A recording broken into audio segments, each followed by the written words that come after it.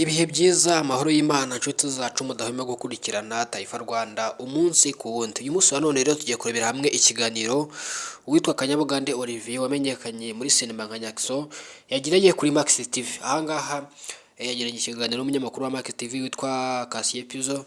Ni ikiganiro cyane cyane cyagiye kigaruka ku buzima bwite bw'uyu munyarwenya wamenyekanye mu Rwanda umaze kugira izina rinini mu Rwanda, cyane ko Nyakso mu gihe kingana n'imyaka irenga 6 amaze muri sinema nyarwanda by'umwihariko mu gisata cy'imyidagaduro ariko ijyanye ifite ihura n'urwenya, amaze kugira itafari rinini ashyira muri uru ruganda. Aha ni binashingiye ku bikorwa byo bitandukanye, kumenyekana kwe biri no mu bintu byatumye hazamuka abantu benshi batandukanye u Rwanda rurabamenya, barimo nka Kiramani, Mavide n'abandi batandukanye. Ngira ngo Nyakso muramuzi, ni umunyarwenya ukomeye cyane unafite imbuga nziza cyane zikurikirwa n'abantu zimaze kugira isura nziza. Uyu munsi wa none rero Nyakso amaze kuba umu businessman, amaze kugera ku rwego rwiza, aho n'ubundi mu minsi yashize yanafunguye business yitwa Nyakso Hub, aho ari association cyangwa se nk'inzu ibamo ibikorwa bitandukanye birimo nk'akabari, restaurant, massage n'ibindi bitandukanye. Ngira ngo bifite aho bihura n'ubundi n'ubuzima buzira umuze nubwo na serivisi n'ubu zishingiye kuri ibyo byose. Ariko uyu munsi wa none Nyakso arashima Imana,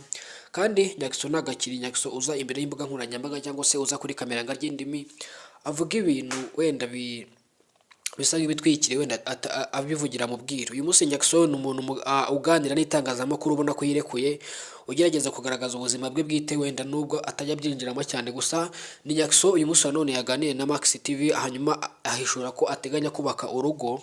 Ahanini n'ubundi binashingiye ku kuba Nyakso n'ubundi no kuva na kera Nyakso yakunze kuvugwa ku mbuga nkoranyambaga mu makuru y'ibihuha bivugwa ko yakoze ubukwe.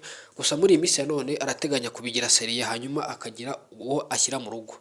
Ngira ngo mu minsi yashize hari amafoto yaje kuba asakara ku mbuga nkoranyambaga y'umukobwa bivugwa ko bakundana, kandi bikaba byaramaze no kugaragara neza ko ari we wayishyiriye hanze. Gusa Nyakso we ntago arahamya neza ko uyu ari we bazabana, gusa amahirwe menshi nuko uyu mukobwa mwiza cyane rero bazabana. Uyu munsi wa none rero Nyakso amaze kugira ku rwego rushimishije cyane ko yanahishuye ko iyi business yafunguye yitwa Nyakso Hub yamutwaye akayabo karenga miliyoni 50 z'amafaranga y'u Rwanda. Ntago ari buri wese w'umujene ukiri mutoya utunga amafaranga, kuko Nyakso w'imyaka 26 ntago byakekwa ko yakagize amafaranga nk'aya.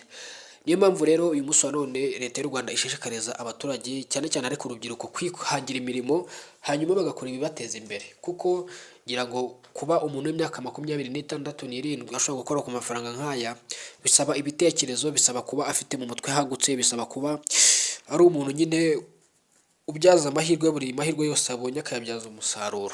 Uyu munsi wa none rero Nyakso amaze kugira ku rwego rushimishije, hanyuma icyo tumwifuriza nuko nyine nawe yakubaka urugo akarushinga nk'uko n'ubundi n'ibindi byamuhiriye, akagira amafaranga, akagira ubwamamare, agakundwa n'abatari bake, kandi ari mu bantu b'inkingi za mwamba mu rugaga rw'imyidagaduro mu Rwanda by'umwihariko mu gisata cy'urwenya. Uyu munsi wa none Nyakso arashima Imana by'umwihariko akurikije urwego yavuyeho n'urwo agezeho. Ngira ngo abantu muzi Nyakso mu mwaka wa 2020, 2021, 2019 ni Nyakso utandukanye na Nyakso h'ubu ngubu, kubera ko uyu munsi wa none Nyakso yabaye Nyakso ku mbuga nkoranyambaga, ararebwa, ni umuntu ukundwa n'abatari bake by'umwihariko, cyane cyane ku ibiganiro bye n'ubundi akunze gutanga cyangwa se ama interview akunze gukora, akunze kugaruka kuri ubwo buzima nyine bwo gushishikariza urubyiruko kwishakamo ibisubizo, kwihangira imirimo n'ibindi bitandukanye binuzuzanye n'ubundi na gahunda za leta cyangwa se n'imipango leta ibifitiye ku baturage cyangwa se gahunda za leta. Ni n'ibintu rero n'ubundi byashimishije abatari bake by'umwihariko abakoresha imbuga nkoranyambaga,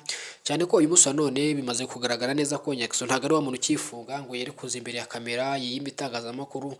Uyu munsi wa none urabona ko bamaze kugera ku bitangazamakuru bikomakomeye mu Rwanda, akabaha ibiganiro bakaganira, akagira ibyo ahishura ku buzima. Hanyuma rero turakomeza tubakurikiranire ibyibiye bibera i Musanze, mube hafi ya telefone zanyu, mugomeze mufite internet, hanyuma mukande subscribe abatarayikoze kugira ngo inkuru nitumara kuyishyiraho ihite ibageraho. Ishobora kubageraho ku munsi w'ejo, gusa agomba kuba ari inkuru icukumbuye. Nta mpamvu yo guhubwa ngo tubahereze amakuru y'ibihuha, tugomba kuba inkuru icukumbuye hanyuma ikabagereraho ku gihe kandi nta gitutu kirimo. Ngira ngo murabizi iyo ukoreye ku gitutu uragiye birangira ukoze amakosa. Icyo musabwa ni ukubana natwe mukadukurikirana Taifa Rwanda umunsi ku wundi, mukagomeza mukadushyigikira, mugakanda subscribe, mukaduha inyunganizi n'ibitekerezo, ndetse na video mukayisharinga ku nshuti zanyu ikagera kure.